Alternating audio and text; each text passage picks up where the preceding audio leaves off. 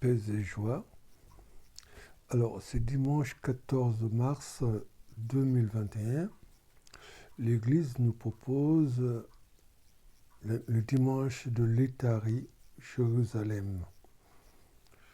Et comme nous l'avons vu dans le mystère de l'Incarnation, le troisième dimanche de l'Avent, nous avons eu le dimanche de Gaudété, de la joie.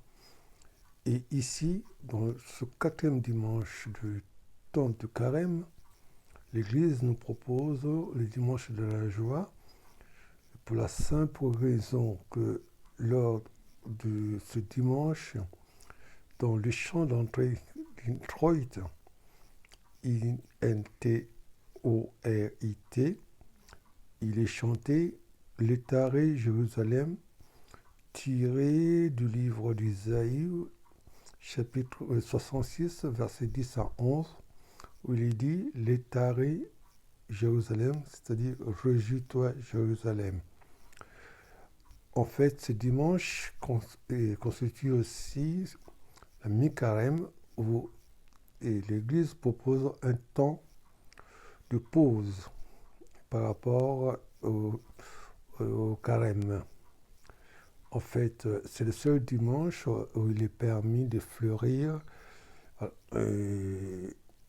Et puis, ce dimanche, le célébrant principal ne porte pas le violet, mais il est en rose. C'est le dimanche de la joie.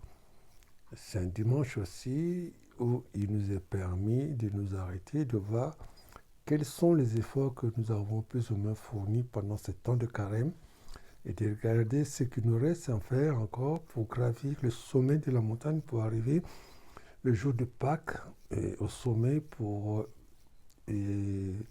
manifester notre joie avec la résurrection de Jésus. Alors, c'est dimanche. Nous sommes dans la joie. Alors, de toute façon, je rappelle que pendant tout ce temps de carême, d'ailleurs, si nous regardons la parole de Dieu que nous a proposée les jours de pour les laudes les dimanches, qui est tiré du livre de Néhémie, chapitre 8, versets 8 à 10, il nous a dit que le dimanche, ce n'est pas un jour de jeûne. C'est le jour qui est consacré au Seigneur. Donc, mais n'oublions pas que le dimanche, ce n'est pas un jour de carême.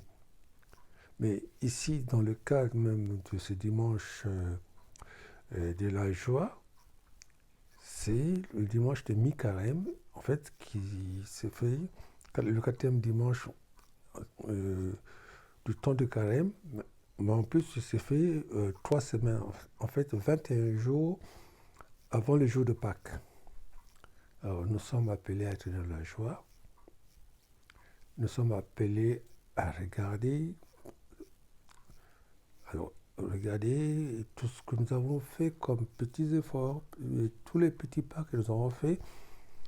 Et puis, en regardant la montagne, justement, nous sommes en train de graver la montagne. Regardez ce qu'il nous reste à parcourir encore pour arriver au sommet. Peut-être que nous avons encore dans nos corbeilles beaucoup de cailloux qu'il nous faut déposer pour nous alléger, pour arriver au sommet de la montagne. Donc n'oublions pas que Jésus nous dit, vous qui ployez sur les fardeaux, venez à moi, je vais vous soulager. Nous sommes appelés justement à regarder le sommet de la montagne, voir ce qu'il nous reste à faire, nous convertir encore de plus en plus pour que nous soyons allégés quand nous allons arriver à la montagne, où certainement, comme Pierre, Jacques et Jean, nous allons voir le Christ transfiguré et écouter encore la voix du Seigneur qui nous dit « Celui-ci est mon fils bien-aimé, écoutez-le ». Alors, bon mi-carême pour ce dimanche et nous allons continuer à persévérer pour arriver au sommet, allégé. Que l'Esprit Saint nous y conduise. Amen. À bientôt.